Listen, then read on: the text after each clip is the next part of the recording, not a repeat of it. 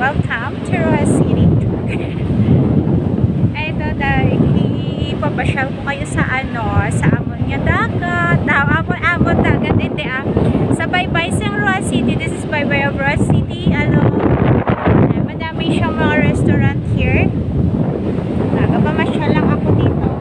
So ayan, mga kainan and restaurant, cottages. Pili lang kayo kung saan ang gusto nyo pag nandito kayo sa Roa City. Mga masasarap din ng mga food chart. It's up to you kung anong menu nyo for today's video. Okay. Pero ayan, maalon ngayon, malakas ang hangin, sobrang alon. So pasyal-pasyal lang tayo dito. Actually dito kami nag-lunch. So it's a lunch time here. So while waiting sa food, actually hindi na ako mag-video ng food namin. It's because it's basta alam nyo na yun. Alam nyo naman ako, hindi ako masyado nag-video. Pasyal ko lang kayo ngayon para makita nyo yung dagat, the wavering, shivering char. Parang paano to?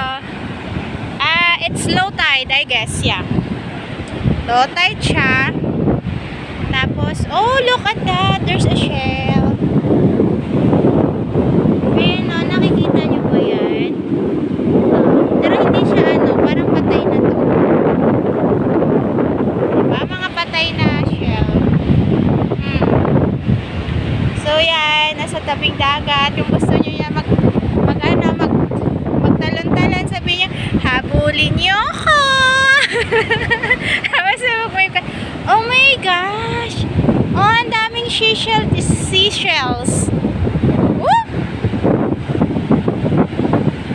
Touchdown. Ayun na, may seashell siya, oh.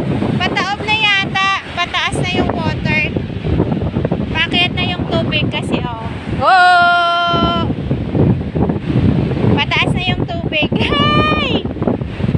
Nabasa ako. Pataas na yung tubig. Kasi hanggang dito na siya. Or may depende sa ganyan. Pataas na yung tubig. Malakas lang yung alon. Gusto ko sana makipaglaro sa alon. Kaso lang, ayoko mabasa.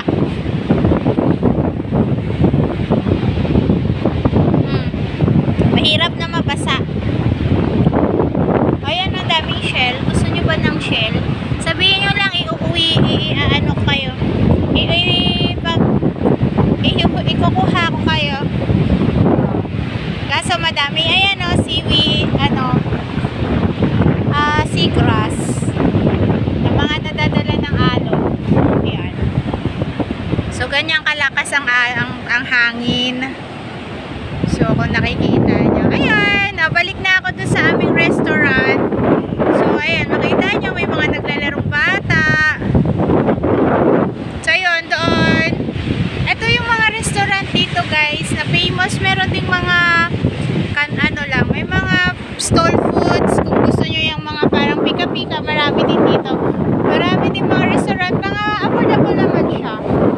So, masarap din ang mga food nila, especially mga seafood. Dito lang kayo. Ayan, madami mga shell. Dinadala ng alon. So, ngayon, medyo kaulan lang kasi. Kaya, malakas yung alon. Malakas ang hangin. So, far kagabi kasi umulan. So, ganyan kapag medyo malakas ang hangin. So, tingnan nyo doon, malakas ang hampas ang alon. Diba? So, ayan.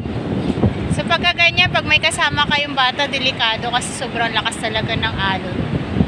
Ayan. Kikita nyo. Sige, yan lang. Bye-bye.